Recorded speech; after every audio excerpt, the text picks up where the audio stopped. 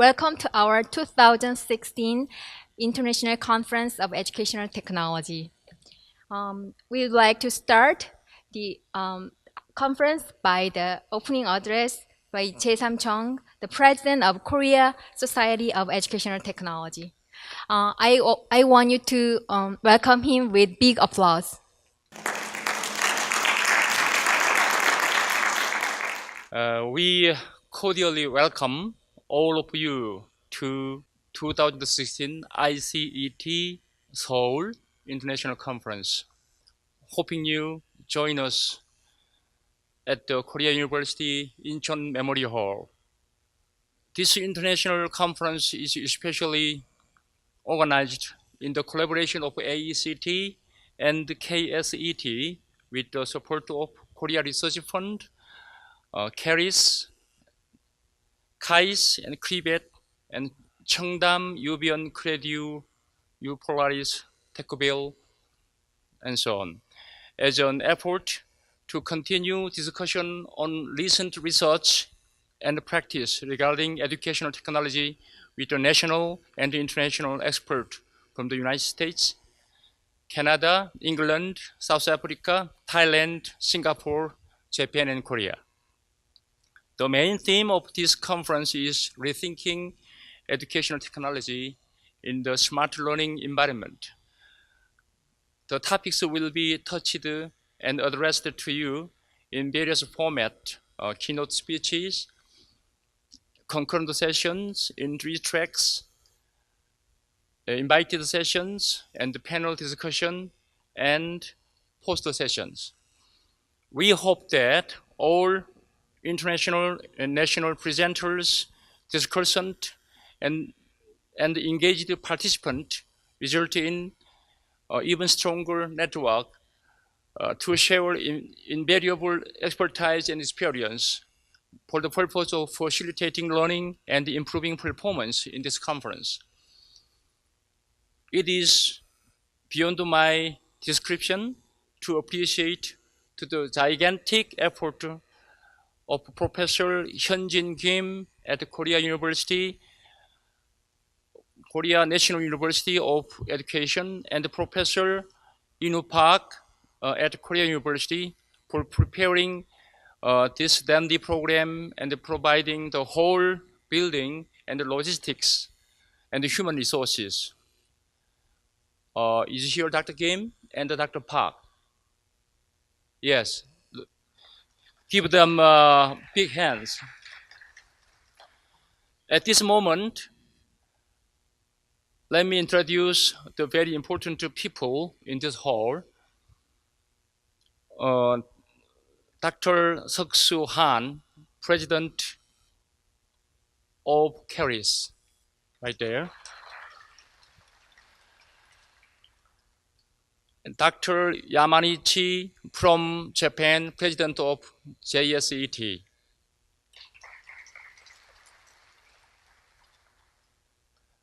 Dr. Percy Kitt from United States, President of AECT.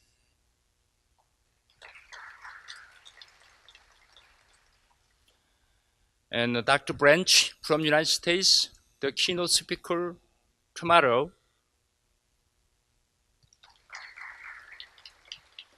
And Dr. Kronje from South Africa, keynote speaker today. How about the conference interns and volunteers here? They are doing lots of things.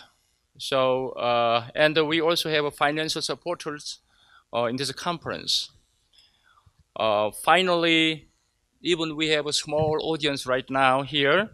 Finally, all of you, please stand up. Please stand up and shake hands with your neighbor and say, how are you? And good morning, great to see you.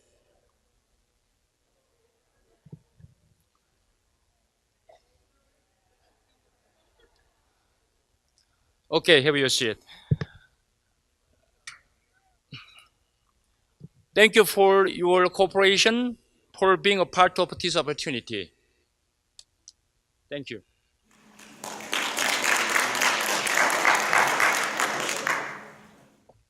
Thank you so much, Dr. Jung. I would like to introduce Seok-Soo Han from he is the president of KERIS, Korea Education and Research Information Service. He's going to give us a congratulatory address. I would like to welcome him with big applause.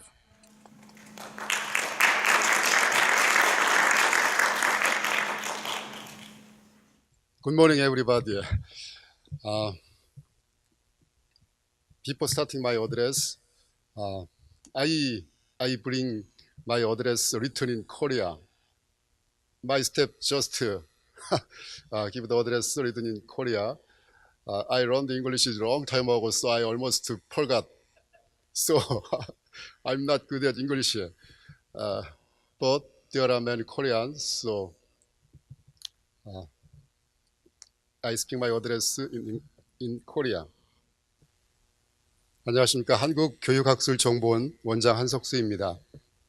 1985년 창립 이래 우리나라 교육 발전에 크게 기여해온 한국교육공학회의 무궁한 발전을 기원하며 2016년 교육공학 국제학술대회 개최를 진심으로 축하드립니다. 본 학술대회가 성황리에 개최될 수 있도록 만반의 준비를 해주신 정재삼 회장님을 비롯한 학회 관계자 여러분, 참석해주신 회원 여러분들께 감사와 축하의 말씀을 드립니다. 바쁘신 중에도 멀리 오셔서 행사를 더욱 의미 있게 해주신 미국 교육공학회 케이퍼시트 회장님, 일본 교육공학회 주니치 야마니시 회장님, 그리고 기조 강연을 해주시는 남아공 케이프 페닌슐라 공과대학 요하네스 크로네 교수님, 미국 로버트 프렌치 교수님께도 감사를 드립니다. 이번 방문으로 국가 간 교육공학 분야 학술연구 협력이 더욱 활성화되기를 기대합니다. 오늘 전통 있는 한국교육공학회와 공동으로 국제학술대회를 개최하게 된 점 저희 케리스로서도 매우 영예롭고 기쁘게 생각합니다. 한국교육공학회 회원 여러분의 관심과 성원에 힘입어 우리 케리스는 빠르고 안전한 수준 높은 교육학술 정보를 제공할 수 있는 공공기관으로 자리매김할 수 있게 되었다고 저는 생각합니다. 이 자리를 빌어 감사하다는 말씀드립니다. 지난 3월 프로기사 이세돌 구단과 알파고의 바둑 대결로 인공지능에 대한 관심이 어느 때보다 높습니다. 그동안 정보통신기술 강국으로 입지를 굳혀왔던 우리도 새로운 사회적 패러다임에 맞추어 시대를 잘 준비해야 할 때라고 생각합니다. 교육 현장도 결코 예외가 될 수는 없습니다. 저는 이번 알파고 쇼크가 1957년 스푸트니크 쇼크 이상으로 우리 교육 현장에서는 받아들여야 한다고 생각합니다. 미국이 진보주의 교육관을 탈피하고 본질주의로 전환했으며 나사를 설립하고 새로운 비전을 제시해서 아폴로 계획을 성공시켜서 인류를 달에 착륙시킨 것처럼 우선 우리나라 교육에 있어서 패러다임 시프트가 필요하다고 생각합니다. 케리스는 이러한 추세에 맞추어 정부에서 추진하고 있는 소프트웨어 교육을 내실 있고 효과적으로 추진하고 있습니다. 이미 작년에는 소프트웨어와 함께하는 창의적 여행이라는 제목으로 교육용 교재와 교사용 지도서를 발간한 적도 있습니다. 그리고 케리스에서는 매월 1회 미래교육 포럼을 하고 있습니다. 지난달에는 학교 교육에서의 교육용 로봇의 활용 방안을 다뤘고 오는 4월 27일 포럼에서는 제4차 산업혁명과 교육이라는 주제를 다룰 예정입니다. 여러분들의 아낌없는 성원과 참여, 협력을 부탁드립니다. 교육 시스템의 창조적 파괴가 요구되는 이 시기에 교육공학이 나아가야 할 방향을 재조명하기 위한 국제학술대회가 개최됨을 매우 뜻깊게 생각하며 본 학술대회에서 많은 발전적인 논의가 이루어지기를 기대합니다. 다시 한번 2016년 한국교육공학회 국제학술대회 개최를 축하드리며 모쪼록 한국교육공학회가 지능정보사회의 인재 양성을 위한 골든키를 찾는 나침반의 역할을 해주시기를 기원하며 바랍니다. 감사합니다.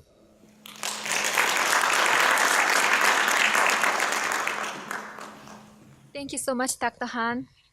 Um, Next, I would like to introduce Junichi Yamanishi, the president of Japanese Society for Educational Technology. I want you to welcome him with big applause.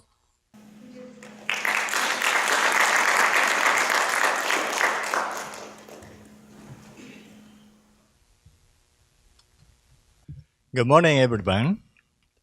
On behalf of Japan Society for Educational Technology, I would like to be allowed to give a brief address.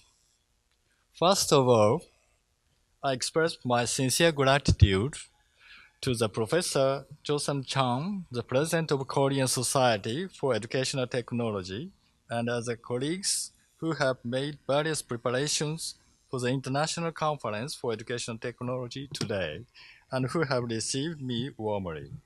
By the way, the 21st century is said to be the age of knowledge-based society, where new knowledge, information, and technology will dramatically grow in importance as the basis of activities in all fields of society. In a knowledge-based society where competition and technological innovation constantly take place, people are required to have the ability to create new sense and value based on their broad knowledge and flexible thinking. Furthermore, the globalization of social structures accelerates international competition for new ideas and knowledge, as well as for qualified human resources, and also increase the necessity to seek coexistence and international cooperation among different cultures and civilizations. Placing importance on these points, they are studying and developing for new courses of study in Japan. In order to cultivate the ability to think, to make decisions, and to express themselves, which is one of the weaknesses of Japanese children. Oh, sorry. Furthermore, the globalization of social structures accelerates international competition. Placing importance on this point, Japanese government developing the few new courses of study. In order to cultivate the ability to think, to make decisions, and express themselves, which is one of the weaknesses of Japanese children, it is necessary to have them acquire basic and fundamental knowledge and skills in each subject, and at the same time to provide them with more opportunities for language activities to utilize their acquired knowledge and skills through such activities as observations and experiments, the preparations of reports and dissertations. Furthermore, to cultivate information literacy is to cultivate people's ability to independently collect, judge, process, arrange, create, express necessary information, and to transmit and convey it. This may also help children steadily build basic and fundamental knowledge and skills and will be the basis of the language activities that utilize their acquired knowledge and skills, thereby contributing to their strength to lead a life. The OECD maintains that key competencies consist of three categories: competencies to use social culture and technological tools interactively, competency to form relationship and interact in various groups, and competency to act autonomously. Competency to use social culture and technological tools interactively includes the ability to utilize knowledge and information, and the ability to utilize technology. In such a background, Japanese Ministry of Education has a policy to set up the learning environment with one-to-one computing until 2020, and professional graduate schools for teacher education for the purpose of the bringing up a teacher with high practical teaching skills is set up in almost teacher training college in National University in this year. Furthermore, in not only the higher education but also the place of the primary and secondary education, active learning is demanded. In such a situation, the field that education technology studies spread out more and more, wide and wide. Therefore, keywords such as design, development, practice, and assessment in educational technology research. To demonstrate the way of the desirable education for the children living in the 21st century, it is right demanded. All countries are the same situation, I guess. Our Japan Society for Education Technology had academic agreement with AECT last year to collaborate and share the result. And JSET has continued friendly academic interchanging with KSET for a long time, and much human networks have been made. I hope that sharing of the research result and new collaborative promotion become popular more and more, and strengthen friendship relation through ICET 2016. Thank you so much.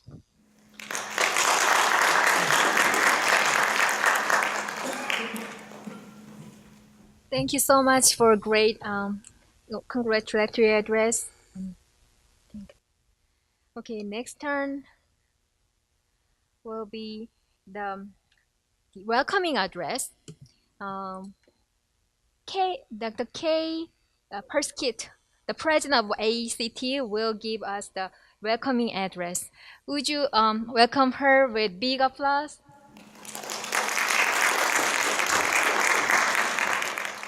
안녕하세요.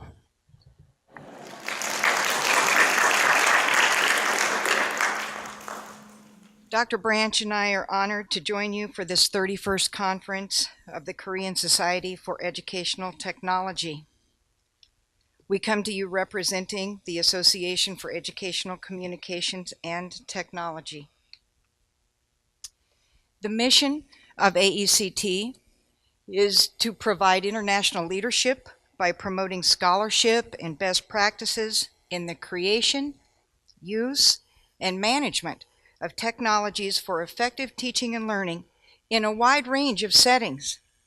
We have many goals with our international organization.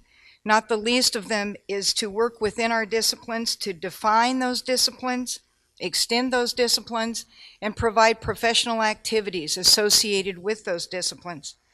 To serve and represent the professionals that are part of our organization, to advance scholarship and the practices associated with our field of educational technology, and to promote practices and policies that ensure humane and ethical practice in the use of technologies. A brief history for AECT notes that we were founded in 1923 by the National Education Association as a particular division of audio-visual instruction, then called DAVI, and it had a strong media focus at that point in time. After World War II, we developed as an independent association focused on audio-visual instruction and the systematic design of instruction. So we were evolving as a professional organization as our field was evolving. We adopted the permanent name AECT in 1970, and we moved our headquarters to Bloomington, Indiana in the United States in 1999. AECT is proud to offer a number of sample publications relative to our organization that are free and open access to the members of AECT. We offer 2 flagship journals, Educational Technology, Research and Development, more commonly known as ETR&D, and Tech Trends. Both of these publications are digitally available on the AECT website to our members. We also offer a number of books that are published by the organization, edited and or authored by our members, and this is just a small sampling of those that are also available on our website to members of the organization. The Handbook of Research on Educational Communications and Technology, an encyclopedic compendium of four versions exist, and a fifth volume is not yet in production, but calls for those papers are going out as we speak for the fifth handbook. Survey of Instructional Design Models, a handbook of ID models that is often used by beginning students in the area of instructional design. The Design of Learning Experience, another recent publication, and The Next Generation of Distance Ed, another recent publication. These are but a few of the samples available as free and open access to our members.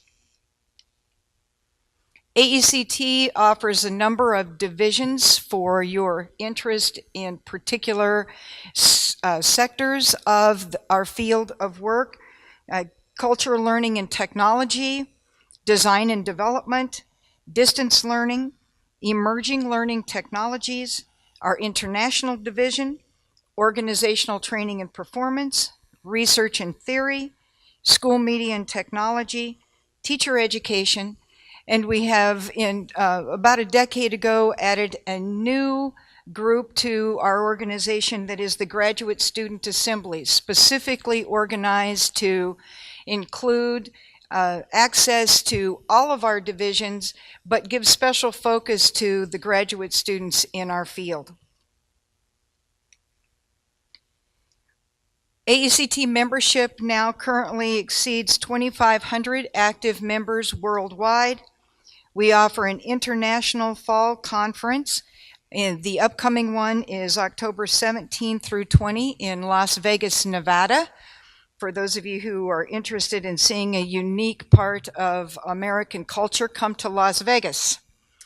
We have annual summer meetings that alternate the focus on the research or on professional and leadership development.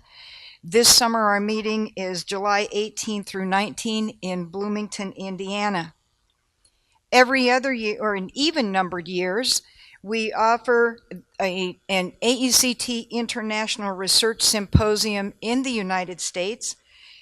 Those meetings always happen in the summer, and this year that's July 20 through 21 in Bloomington, Indiana. We are proud to say that we have a thriving international affiliate set of partnerships, and that we continue to work hard to expand those partnerships and to help our international affiliates partner with other international affiliates.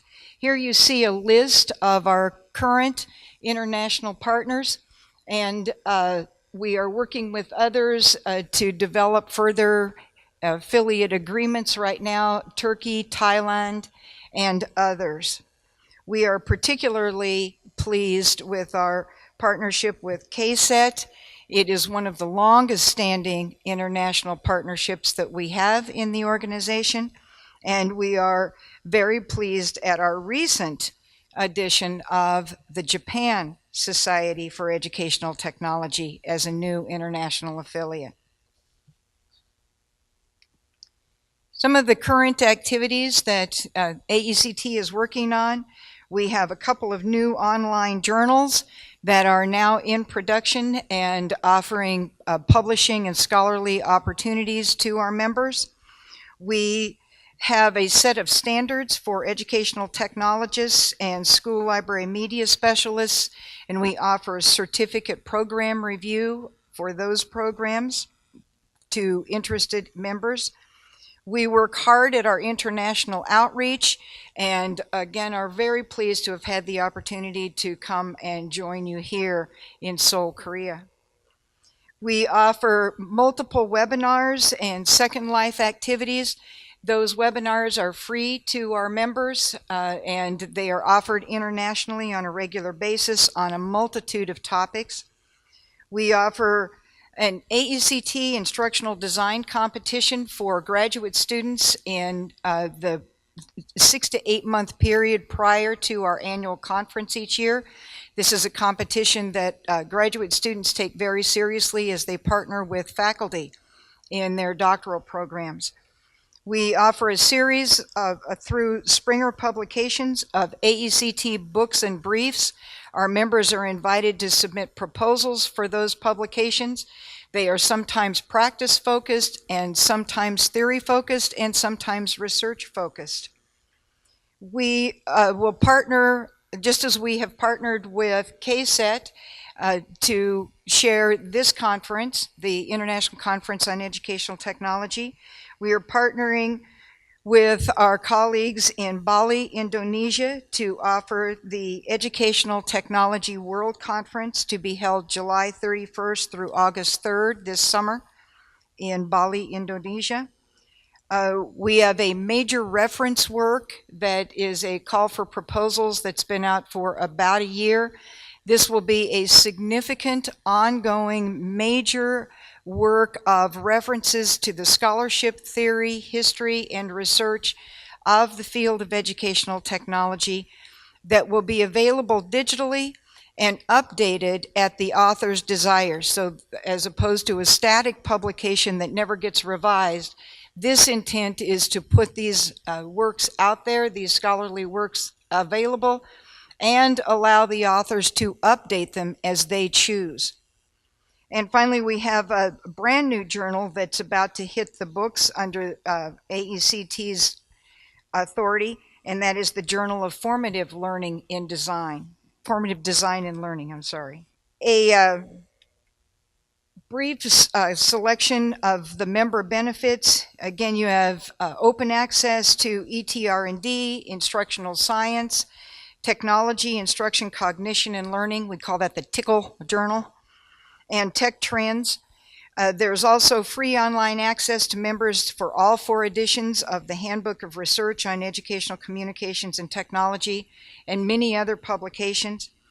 Free membership to as many divisions as you would like to join, and free access to all listservs, webinars, and we continue to look for new ways to expand our member benefits and bring the best kinds of resources to our scholars and our emerging professionals that we can.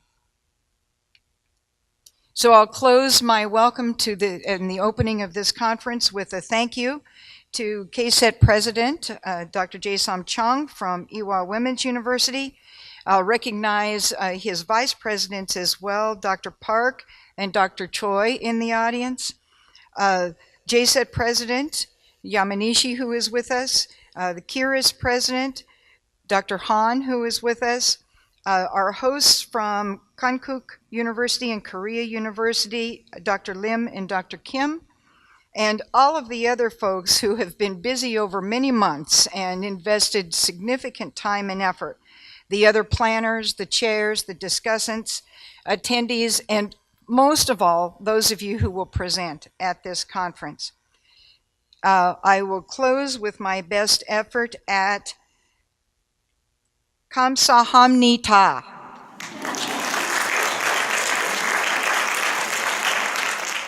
Thank you so much, Dr. K. Perskit, for sharing great and useful information of AECT. Next is the keynote speech. Keynote speech, Johannes Kronje will give us the keynote speech. I would like to introduce a little bit about him.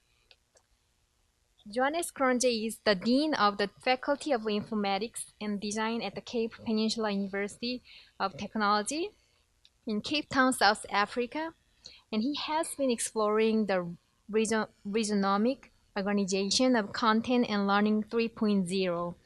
This summer, Kronje completed the hour of code and has reflected on our behavior as learners in 21st century learning. His observations are gamifying, motivation, highly structured, archive, sharing results, and so on. He holds 2 master's degrees in Africans in computer-based education and on DRIT, in Africans in 1989. Kurunje also has been a visiting professor at universities in Norway, Finland, Sudan, and Ethiopia, and was instrumental in establishing the International Design, Development, and Research Conference held annually with alternating years in Cape Town. He's going to give us the keynote speech about Learning 3.0. What must we teach our learners when they are already producers of knowledge? I hope we can welcome him with big applause. Actually, he flew over here more than 20 hours. So he must be very, very tired. Thank you very much, Program Director. Good morning, ladies and gentlemen, and thank you very much for having me here. When I was small, we used to have a toy that was a big ball, and it had various shapes and holes, and you had to try and fit the correct shape into the correct hole. Did any of you have those toys when you were small? Yes, so you all had those toys. Now I understand why we were given those toys. It is so that when we are grown up and we work with computers, we will know which way around to fit a USB stick and an HDMI cable and not be confused with the various different ones. And so I'm not going to need this, by the way, because I'm going to be using, we're all going to do this together. So, ladies and gentlemen, let me start this talk by explaining to you what happened on my way here. As you heard, it took me about 20 hours to get here, but that's not the worst. It's going to take me 20 hours of staying in one airport just waiting for a connection on my way back. But that's still not what I wanted to tell you about. So when I first heard I had to come here, I was told, why don't you just buy your own plane ticket? So that was quite interesting. So I went to a website called Travel Start and I filled in the necessary things and it gave me a number of options and I selected and I inputted my credit card details and there were my tickets. And then I thought, now I probably need a visa. So I Googled, do South Africans need a visa for South Korea? And I was told no visa required. And so that was it. And then on Sunday morning, my Samsung Galaxy S5 said to me, you can check in for your flight right now. Click here. So I pressed on it and I filled in some stuff and I decided that I prefer an aisle seat to a window seat on a long flight because that way you can get up and you can go and get yourself some more whiskey late at night and that sort of thing. So there are good reasons why you can select your seats, which I then did. And then on Monday morning, my Samsung Galaxy S5 again vibrated and said to me, you need to leave for the airport now, which I then did. And by that time, it also already had electronic boarding passes that I could just point at people. And then I came here, and it was quite a long wait, and I was interviewed by customs to find out why I came here with very little luggage, and for a very short time. I'm guessing that they thought that maybe I'm bringing foreign things into the country or so. But at any rate, I came in, I met the young man who accompanied me on the taxi, and then in the taxi driver could hear English very well. He understood the English very well, but he wasn't very confident in speaking it. And so he took his Galaxy Note and he pressed on it and he spoke to it in Korean, and the Galaxy Note said to me, 1 hour. And I knew how long the journey would take. But I didn't have to worry really, because on his desktop, in his car, on his dashboard, was a GPS. And the GPS said, arrival time, 19 hours 30, which was exactly an hour away. And when the car clock said 19 hours 30, we stopped outside the President Hotel. On the way, I had quite an interesting conversation about some other things with my driver. The driver said to me, he said to his Galaxy, he said some words, and the Galaxy said to me, "Are you hungry?" And I said, "Yes," because I knew I was coming to the dinner. And he said more things to the tablet, and the tablet said to me, "Spicy Korean food." And I was happy. Why am I telling you all this? Why I am telling you all this is that I was able to travel completely seamlessly without a travel agent to a country that writes in little sticks that I cannot understand. I am illiterate in this country. I cannot speak to you, I cannot hear you, I cannot read what you write. And yet, here I am. And this is what worries me, is that what is there left to learn? I'm absolutely fluent in getting to Korea without having learned a single thing. But the exciting thing is that why am I able to do that? And the reason that I was able to do that is that learning has moved away from being between my ears to being between my head and your head. That's where learning takes place now. It is no longer the individual who is learning, it is the whole system that is learning. I am only as clever as I am because this clever device of mine also speaks to this clever device of mine, which also speaks to the cloud, which also speaks to your devices. And that is what today is about. Today is about a little exploration, and we're going to do that together. And for this, I need to thank my friend Rob Branch in front here, because he was the one who challenged me to do a keynote at ICET last year, where I had to speak to all the great minds in education technology. I had to speak to the people who wrote my textbooks. And that was very scary for me. And so I thought, why don't I try a talk in which they will do the work instead of I did. And it went all right, so much so that I was asked to come and do something similar here. So we're all going to work together. So will you please take out your Galaxy S7s? Because I know that you're a more advanced country than mine. You already have S7. We're still on S5. Will you take that out? And will you please Google or don't even Google. You just go to me. I am now a .com. My name is johanneskronje.com. And if you go there, if you go to johanneskronje.com, you will see this. So there you can see what to type in, johanneskronje.com, and then you will see a link called ICET SEOUL. And that's where we are going to start working. So I'd like all of you to go there.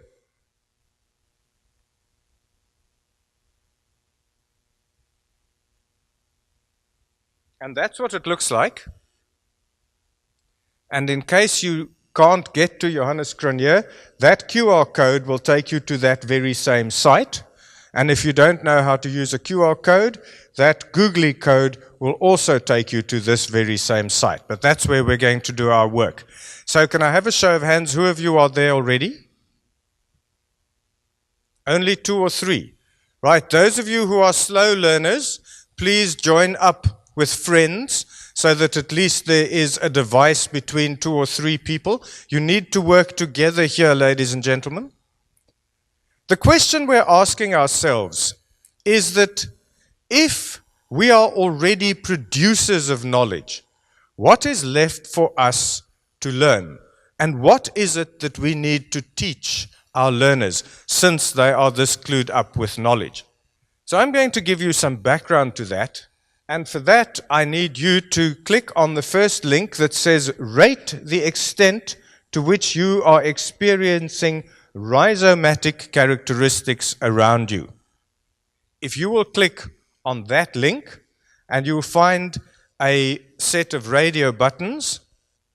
I'm feeling very constrained here. Does somebody have a radio mic so that I can walk around? Because it's a bit sort of sticky behind this. Anyway, we'll see. So let me tell you about the rhizome. This is a concept that was devised by Deleuze and Guattari in the 1990s. And what they were saying is that up to now, our thinking has been about trees. Knowledge is a tree. And then that tree breaks into two more, and that breaks into two more, and that breaks into two more. All of you have done mind maps at school and so on, yes? So who of you are familiar with the whole tree structure of knowledge and that you use that to analyze when you learn? Yes? Okay, good. I'm having at least two people who are with me here. That makes me happy when I get some feedback. So if knowledge is structured, so Deleuze and Guattari said, actually, do you know what? Knowledge is not structured as a tree, because a tree is always hierarchical. And very often, knowledge is flat. It is structured completely flat. So because the teacher happens to be in a higher position in the hierarchy than the children, it doesn't mean that the teacher knows more than the children. The children may know all sorts of things that the teacher does not know, like where they have hidden the chalk for the blackboard, like what's happening on the ground right now. And so consequently, we can't see knowledge as being on top of each other. We must see knowledge as a flat structure. And he uses the example of the ginger plant, which is a rhizomatic plant. It is not a tree. It grows with rhizomes that form more and more. So it's a pattern. Another plant that does that is a mushroom. It has these little roots underground, and then suddenly a mushroom pops up if the conditions are good, but if the conditions stop being good, the mushroom just goes away again. And they were saying maybe the world of knowledge works that way, that if it is needed, oh, you are such a star, thank you so much. If it is needed, this is absolute freedom, being able to see you and be around you and so on. All right, so Deleuze and Guattari say, okay, so the rhizome is this ever-growing thing.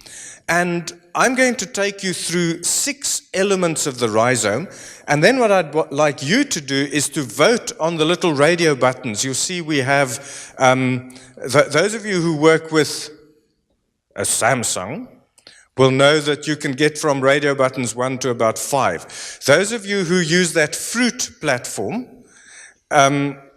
what you'll find is it only gives you 3, so you may have to scroll or turn it on its side so that you can get to all 5. I'm going to give these characteristics, and I'm going to tell you something fun, is that if we are supposed to remember things, our minds really find it hard to remember more than 4 things. And there are 6 characteristics of the rhizome. So how are we going to remember 6 things if we can only remember 4? And it's actually very easy. We'll remember 3 pairs.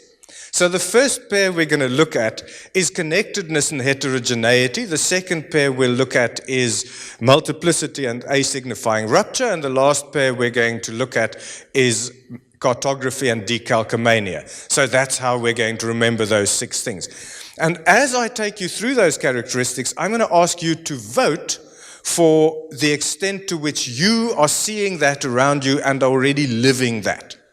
So the first one we'll look at is connectedness. Connectedness means that all knowledge is connected to all other knowledge. And it also means that all people are connected to all other people. So who of you are on LinkedIn? Okay, there you can see already. So the fact that you're on LinkedIn means you're already connected to me, at least by somebody who knows somebody. So what becomes more important in the world, when I was a tiny person, I was told, son, it's not what you know, it's whom you know. But in a rhizomatic world, that's not even important. What's even more important is who knows you. So how available are you making your connections? And how connected are you with other people? And how connected are your devices to other devices? And that is a good thing because it gets me to South Korea with no problems. But it can also be a bad thing because how do I know that every connection that I have is a good connection? And that's what we need to teach our children. How to establish whether a connection is a good connection or a bad connection. The next element we need to look at is heterogeneity. So now you voted from 1 to 5. How connected are you? How connected is the learning that you're doing? The next one is heterogeneity, which means that things are different. If you have two things that are absolutely identical, they are still different. Because there's still the left-hand one and the right-hand one, the top one and the bottom one, the one that was made first and the one that was made second. If you ask children about two things, they'll always be able to tell you that one is a boy and one is a girl. You could ask children about salt and pepper, and they'll tell you that one is the boy, that was a girl. You can show them a knife and fork, and they'll tell you that one is the boy, that one is the girl. That's how children work. They understand that things are different. And this is what makes us unique, is the fact that we are different. Education, up to now, has always been about things being the same. Education only works when we do batch processing. So we take a batch of first graders, we put a batch of knowledge into them, and they become a batch of second graders. Then we take a batch of knowledge into them, and they become a batch of third graders. And so they carry on all the way to university, where in their final year of university, we put identical gowns on them, we put identical hats on them, we put identical hoods on them, and we give them bachelor's degrees to show that we have batch processed them all the way. And here's the problem. How do we break that mold? How do we make education that celebrates the difference? That one walks into an audience like this and one sees people from different areas, people from different cultures coming together and bringing vibrant new bits of information.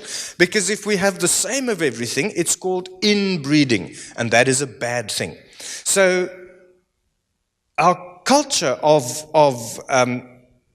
rhizomatic learning asks us to make sure that we work with difference. And so the question again is, in our own learning, how do we teach kids not just to be aware of difference, but to celebrate difference? That when you find something, you must always be able to look at the opposite, at the other side of it. So vote quickly. To what extent are you seeing heterogeneity being celebrated in your education in the world around you? The next one we'll look at is multiplicity. And that's the fun one for me, because it means that there are more than one answer, and there are more than one ways to get to an answer. So let me explain this to you, because it's rather fun. My country works in the metric system, but we have quite a couple of people from the United States which does not work in the metric system, except sometimes. I don't quite know how the United States works. They drive in miles, but they run in kilometers. They do 10-kilometer road runs, which I have no idea how many miles that is. So but they drive in miles, they run in kilometers. So these things become difficult. So there I was in South Africa, and there was at a place that makes picture frames. And they needed to make a frame for an American customer. And the lady at the counter asked the other lady, what is the formula to change from inches to centimeters? And I said, if you want to change from inches to centimeters, you go into Google and you type into Google, how many inches are there, how many centimeters in so many inches? And so she typed into Google, how many centimeters in so many inches, and it gave the answer immediately. So why do we teach children those formulas if Google will just tell them that? We need to start finding out the real questions that we need to ask. So in mathematics, we already know that there are various ways of getting to an answer. And all of them may be correct, but some may be more correct under more circumstances. And that is the challenge that we need to teach children. Discrimination, the act of understanding when to use which of the multiple things that are available and to recognize multiplicity. So your vote again, please. To what extent are you seeing multiplicity in your lives? I'm supposed to end at 11 and I'm doing well, so I will get to 11. We may even do some analog exercises if we're lucky. Rob, you'll be happy to know that I'm not packing this one as hard as I did in AECT. We might end up just doing this one exercise and not all the others. So the next one is called asignifying rupture. And that's how you make multiplicity, through rupture. So when I was little and a toy of mine would break, my father would say, "Oh, you are lucky, now you have two." And that is completely not true. When you have one toy in two pieces, it's not two toys. But if you have a ginger plant and you break it, then you can plant two of them and you will have two plants.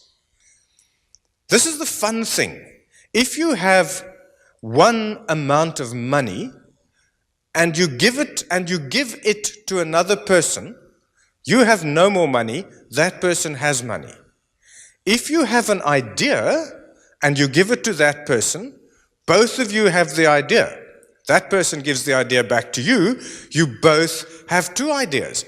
Ideas are worth sharing. That's why there are TED Talks called Ideas Worth Sharing. So, in a world of asignifying rupture, it means whenever you've broken something off, you can plant it. In my country, we now have 11 official languages, but we use only one, which is called bad English.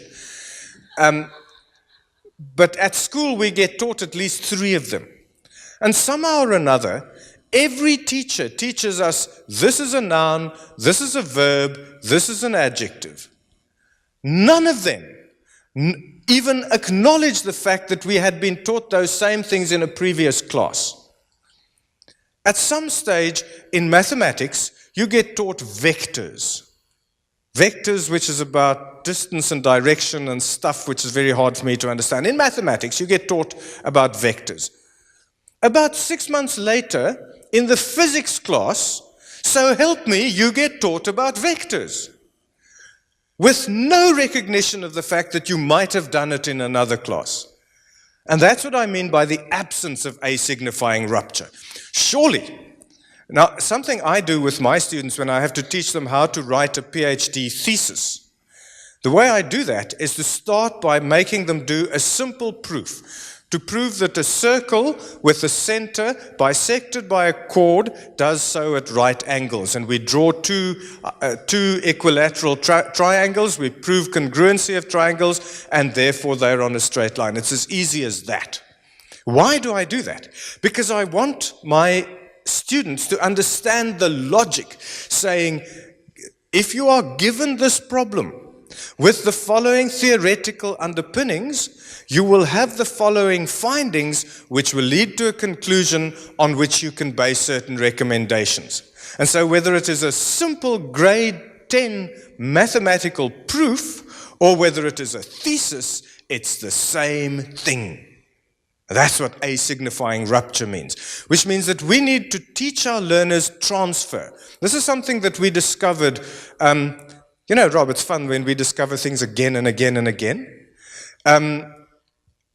A member of staff of mine, for her master's study, discovered that if you want industrial design students to transfer knowledge that they learned in one project onto another project, you have to teach them that they must transfer the knowledge from the one project to the other.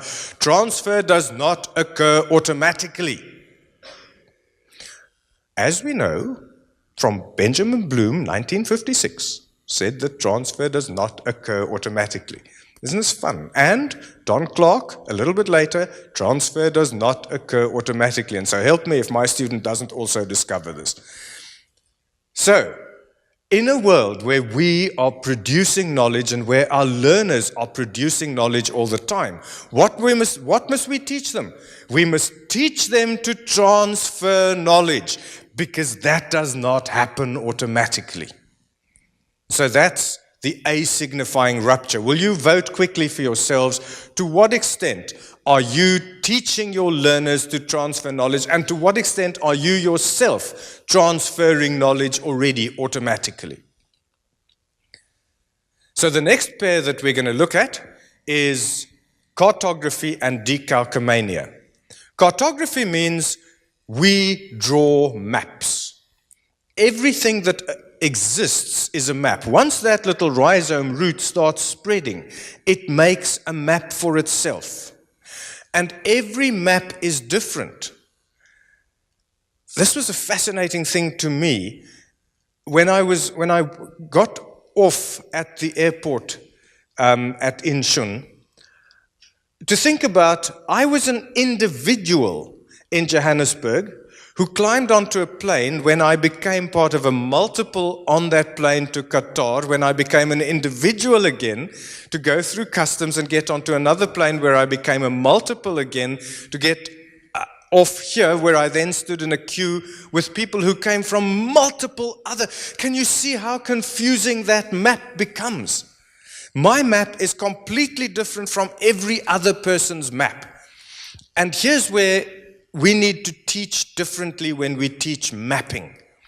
Those of you who, like me, have discovered the joy of Tony Buzan's mind maps will know that we give that to children. We say, take this textbook and draw a mind map. And you can even get mind mapping software with which students can draw their own mind maps. But what do? They take the textbook and they take the main heading and they make that the main connection of the map.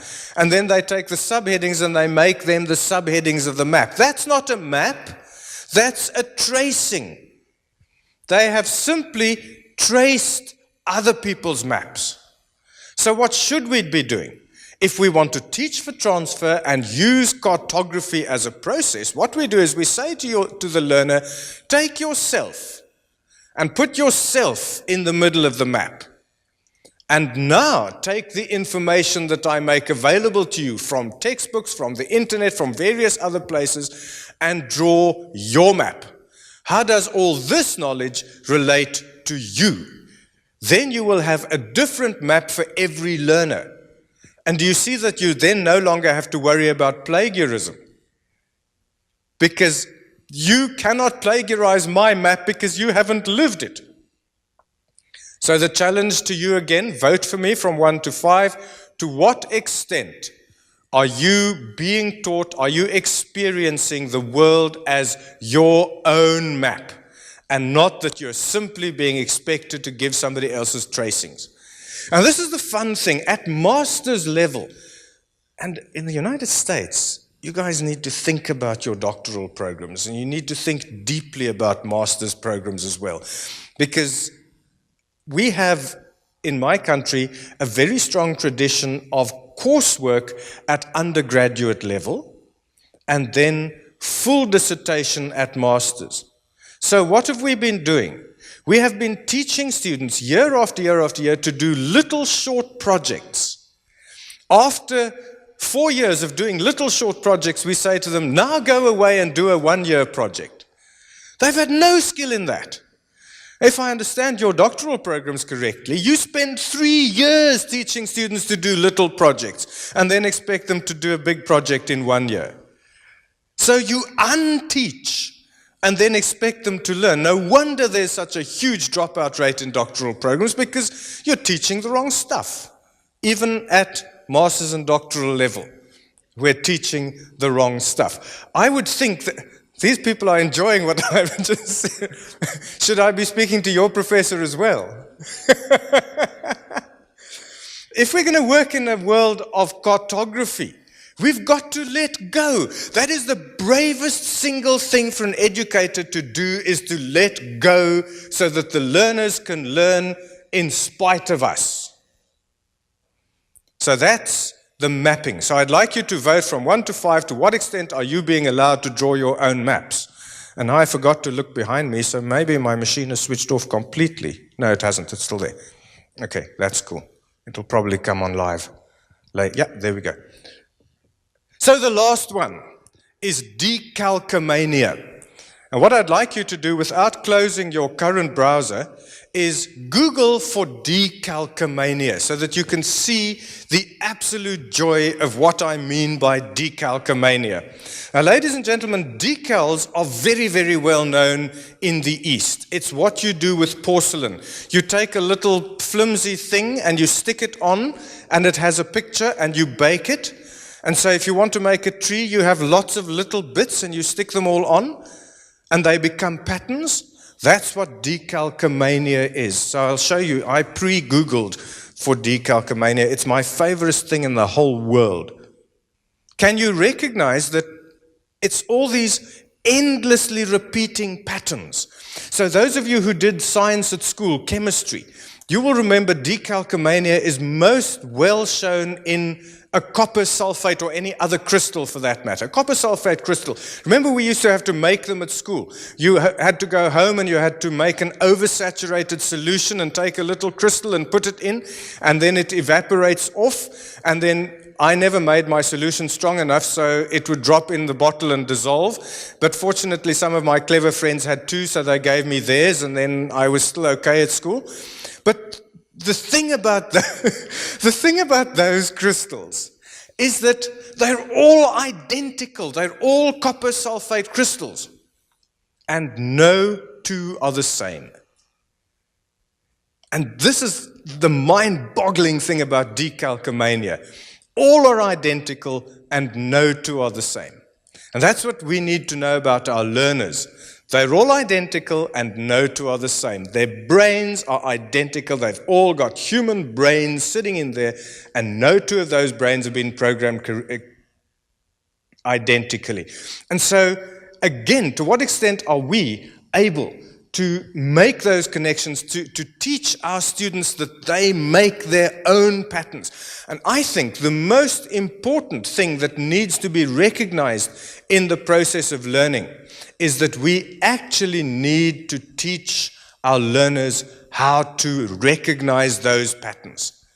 Because who are the people, if you look at the purpose of theory, why do we write our doctoral theses? Because at the end of that doctoral thesis, we will have a theory, which means we will be able to predict.